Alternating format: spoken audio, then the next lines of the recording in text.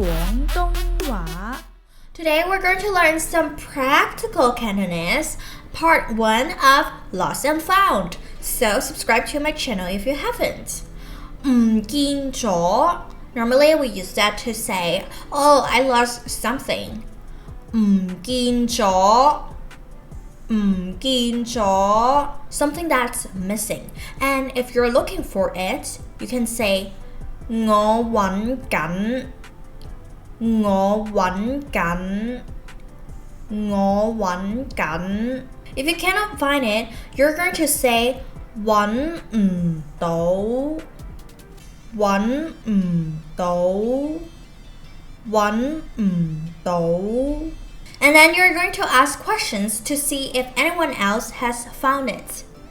你有冇見過你有冇見過你有冇見過見唔見見唔見見唔見去咗邊去咗邊去咗邊擺咗喺邊擺咗喺邊擺咗喺邊 And then if you know where that thing is, you just left it somewhere.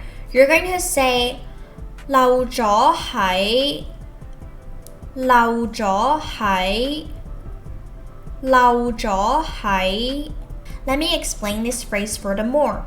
漏 means left. Something is left behind, like you forgot your homework in school.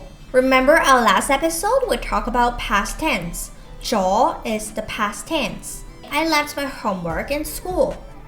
我啲功課 my homework 漏咗喺 is left in 學校 the school.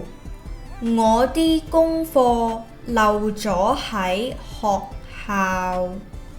我啲功課漏咗喺學校。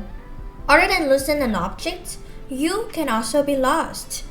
迷失迷失我好迷失啊我好迷失啊我好迷失啊 The next episode will be words that related to found. I'll see you next Wednesday.